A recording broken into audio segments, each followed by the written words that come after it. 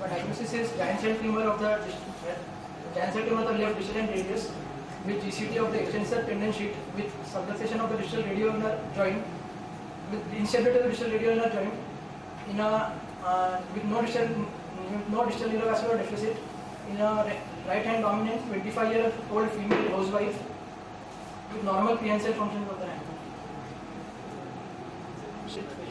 Did the patient give you any history prior to previous treatment given? Sir, previously a patient presented with pain in the left breast. Has he been treated before? Yes, sir. He was operated like 4 months. Did she tell you something about that surgery that reason think that this was the chance of? She told. See, you have given me a radiological diagnosis. You have not seen the X-ray, have you? Okay, so now I want you to justify why have you said a giant cell? Because of her age group, sir, she falls into that age group. Giant cell tumors are more common in the female sex. It is lower in radius is one of the most common sites of the giant cell tumors. Okay. Sir, she also has a GCT of the extensor tendon sheet. How do you know? How do you know that it's a GCT of the extensor tendon sheet? Sir, she has a swelling on the dorsum of the hand. It could be very well a local recurrence there with you because of contamination of the previous surgery. What would be your differentials otherwise, apart from the giant cell tumor that you have said? Can be an Australian sarcoma. See, because when you give us a definitive radiological diagnosis, it's, you are going to get a lot of questions. I would prefer that you say that it's maybe a primary bony pathology or a primary bony neoplasm, most probably locally aggressive in nature. We would, I as an examiner would prefer you saying those words rather than giving me a straight away radiological diagnosis or a pathological diagnosis. And then you go ahead and give your differentials, and then you say the rest of the things which you have said. Touching the tendon is not. We can still see it. We can say it. And how do you make the tendons tight? Yeah, exactly. Is it the way that's to the make question. the tendon tight? The movement that you have done right now, is that the way to see whether the tendon is involved or not? The uncommon diagnosis. If you try to diagnose something which is very uncommon or rare, you are really right. You always remember that. Still mobile. So your entire vulva may get diverted on to the giant cell tumor of the tendon sheath. Stick to your diagnosis. You can mention about this pain. You can say that this is a mobile cell arising from a tendon sheath, most probably an ganglion. That should be your way of approaching this particular problem. Has that dorsal swelling been noticed only after the surgery, or was it there pre-existent? It was only after the surgery. Only after the surgery. And has it been growing ever since the bolus swelling has also been growing? It is growing.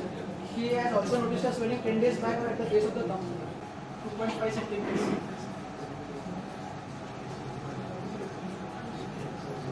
There is breach in the continuity of the articular cartilage of the radius on the near the radial styloid process.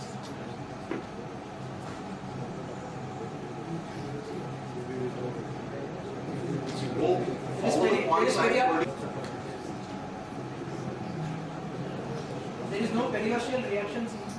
Are you sure? Something which will fetch you more marks on the radiograph table or on the case. We can see it from Vision here. is subcontrol. Asking you what are the points you're going to fetch. Okay. So now, do you want to modify your diagnosis? Do you want to think of any other differential? Do you want to add or remove anything? Bone scan is non-metastatic on CT chest, on X-ray chest. MRI of the bone is showing only the distal radial region. She's got good amount of pronation supination. She's got good amount of tolerant. You should be having a confirmation of the diagnosis. So either you ask for the old slice and On ahead, re-scrape the lesion including the soft tissue involvement. Put bone cement and we have waited in 2 years. Presenting a short case. My patient with post-traumatic below knee transtibial amputation of left lower limb in a 21-year-old engineering student with superficial ulcer over the left patella with functional disability in the form of inability to squat. Patient gives a history of crush injury to the left lower limb 2 years back when he was treated with a vascular repair and extreme fixator application for 17 days. After 17 days, because of gangrene, the transtibial amputation was performed. On examination, there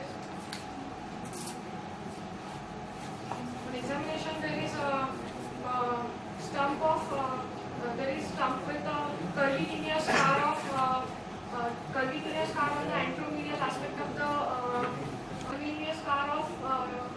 non-tender scar of 15 centimeter over the anteromedial aspect, which is adherent on the lateral 2 centimeters.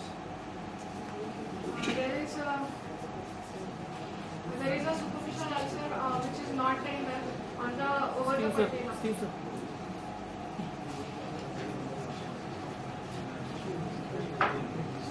There is no evidence of any discharging sinus. On measurements, the stump is measuring from 10 centimeter from the medial joint line. There is wasting of a thigh of 3 centimeter as compared to the right one. The stump girth is 35 centimeters. Knee range of motion is from active and passive, both are from 0 to 90 degrees. The fibular head cannot be palpated.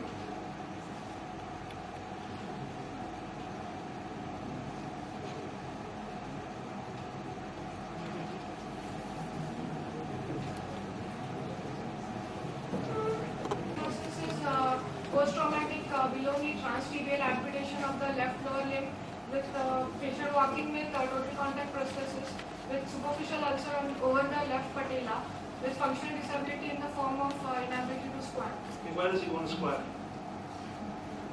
To sit on the floor, he's Why not do you want to able. squat? Why do you want to squat? Only squatting doesn't require me so much, so but as you know, normal people used to squat, so that's why I just went. No, because what I'm trying to say is that based on your diagnosis, we want the patient to squat. Do you think with such a short stump, with your processes, ever he will be able to squat? He won't be able. So that cannot become a real complaint, because with such a short stump, with an artificial limb, it is impossible for anyone to think of squatting. If he wants to squat, he has to remove his prosthesis and he will be able to squat.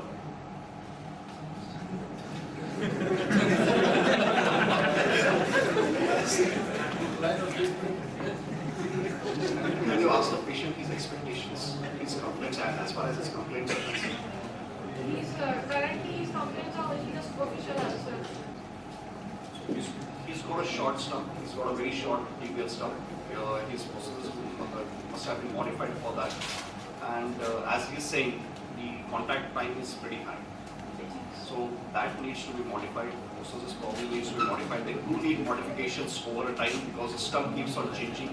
He has a very artificial scar, probably because it's been a post-traumatic amputation.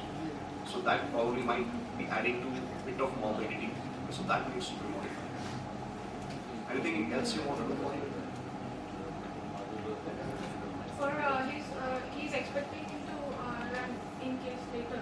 So we Yes. can modify the prosthesis in the form of the ankle we can modify and What- the neo What do you want prosthesis to What do you want to do? C-shaped the lower limb, which will conserve the energy also. And even we also Can you see? What does it indicate? So that's basically because of the abductor weakness. So his limb can be reduced considerably if you have tested his muscle power. Just give him exercises to strengthen his abductors, and I'm sure within a period of another 1 month, if you see him walking, you won't be able to understand on which side. You're presenting a short case. Yes, I am presenting a short case. My diagnosis is The mic is not working.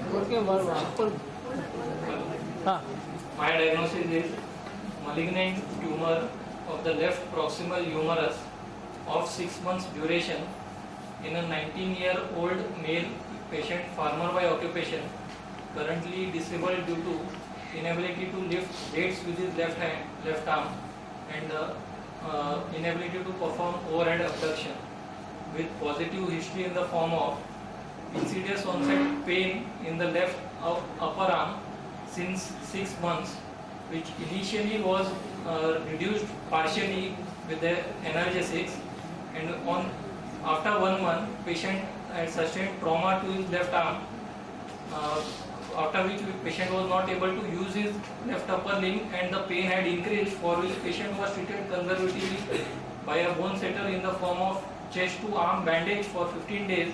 After removal of bandage, there appeared a swelling in the left proximal arm, which increased in size over 10 days.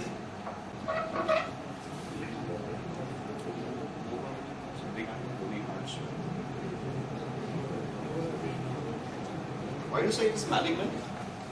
Because of the... Consider No, I don't feel that the lateral scar that he has pointed out is really a scar. It's the anterior scar that is probably the biopsy scar on the anterior deltoid. Any comments on the biopsy side? Considering the anterior one is the biopsy scar. So it is located at the usual cytopathical region. It should have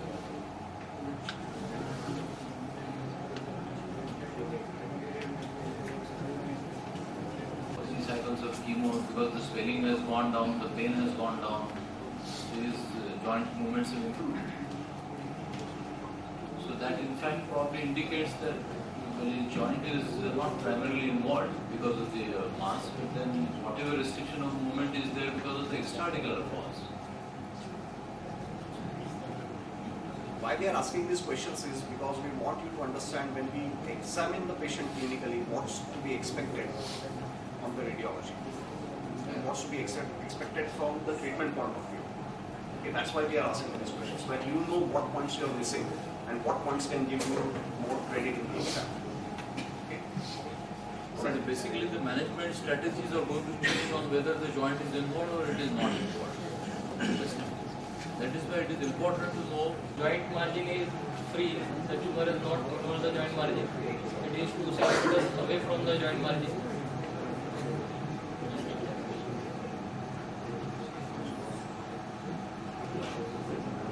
Same point of view, you should not be stopped. Just think of the headings under which you have to describe any X-ray and then just shoot. Well defined margin proximally, and then in the When you say a live figure or something of that sort, because probably looking at this, you will be exercising at least 17-18 centimeters of humerus. When you look at the humerus, suppose that that's the last end of the disease, there's nothing lower down. You are going to osteotomize the humerus. 2 centimeters below. At least 3 centimeters. At least 3 centimeters. the MRI should be the real criteria. Yes. Because in the MRI you can see the extension into the marrow. Yes.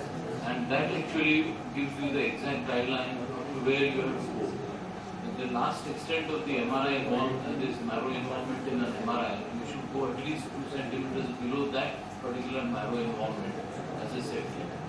Because what you see in the X-ray and what you see in the MR, number of times the involvement in the marrow is much lower than what you apparently see in the X-ray. So you really can't decide about your levels only on the... Something like a modified needs. Okay. What will you tell the patient? What's going to happen later? And I ask you that question, what all muscles are going to reset? What are you going to tell the patient?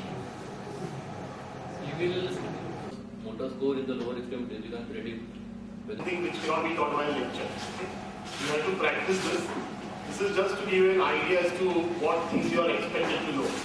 But this cannot be clear. The art of how you talk, how you present, and that comes only by practice. So I want this talk to be interactive. I'm going to ask you a lot of questions. And it's a very interesting part because there's a variety of pathology. In knee, there's just osteoarthritis, rheumatoid arthritis, nothing else. While spine, there is variety of pathology, there is scope for ample discussion. So you should be aware about what each pathology is likely to give you. And in reaching a diagnosis, there are two important things that you all know. The first is history, and second is clinical examination. Now in spine, there is nothing more as important as the history. History is the most important thing, let me tell you that.